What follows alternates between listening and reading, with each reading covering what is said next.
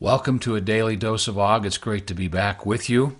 I've been on a whirlwind speaking tour, back in the office so that I can record another daily dose of Og. It's good to be with you. Each day, when I'm in town, we have an opportunity to share with you a golden nugget from the 10 scrolls found in the greatest salesman in the world. I had the privilege this last weekend of standing on the stage and speaking to hundreds of people in 2 locations about the power of Og's principles in changing our lives. It was just a precious experience. I love to have those opportunities. And we're ready to start our work on scroll number 8. Scroll number 8 is I will multiply my value 100-fold. Now, just a couple things in preparation. One, this is not about working 100 times harder. This is about unleashing our natural genius and our goodness, and suckering the seed, if you will, so we succeed at nurturing our mind and our body. Og starts the scroll by telling us that mulberry leaves and clay and cypress and sheep's hair can all be turned into things far more valuable than just the hair. They can be turned into raiment for a king, for an example. And then he asks the question, why can't I do likewise? And then he postures this question. Which would you rather be? Comparing us to a grain of wheat. Would we like to be put in a sack?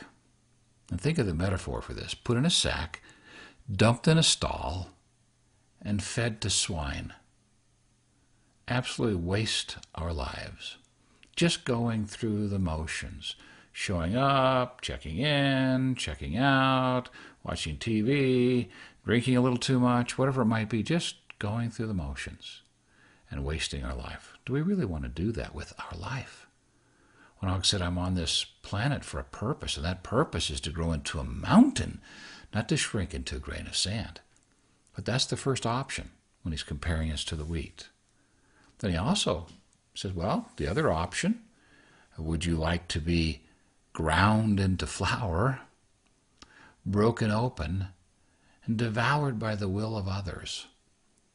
I think about some of the things that we can do with our lives where we have very little control over our life.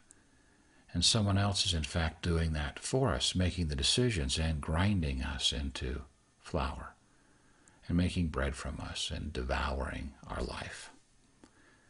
And then he gives us a third option. That third option is to be planted in the darkness of the soil. This is a wonderful metaphor. He said to grow and multiply, it is necessary. If I want to multiply my value, want to become all that I'm meant to be, it's necessary to plant the wheat grain in the darkness of the earth. And my failures, my despairs, my ignorance, and my inabilities are the darkness in which I've been planted in order to ripen. It's great to know that when we begin to understand this process, all that crap that's happened in our life is really the fertilizer to help us grow.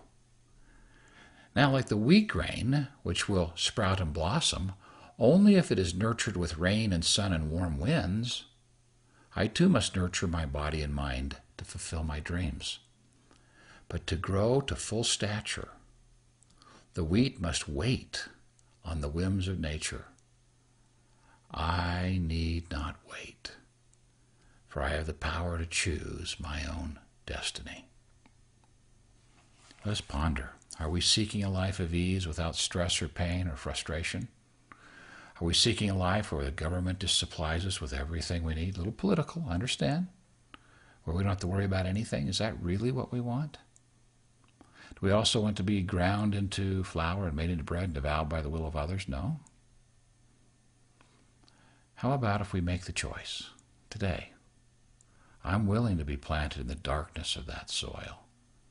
And I will nurture my mind and my body, and I will grow. I will sucker that seed until it sprouts, till I succeed, and it grows into 100 grains of wheat. Now, starting tomorrow, I'll share with you some very specific principles from this scroll that assist us in multiplying our value 100-fold. Till then, let's make the decision. Let's come back tomorrow to a daily dose of Og, ready to take on our life. When we do so, we'll begin having a series of best days of our life. May this one be the best day of your life.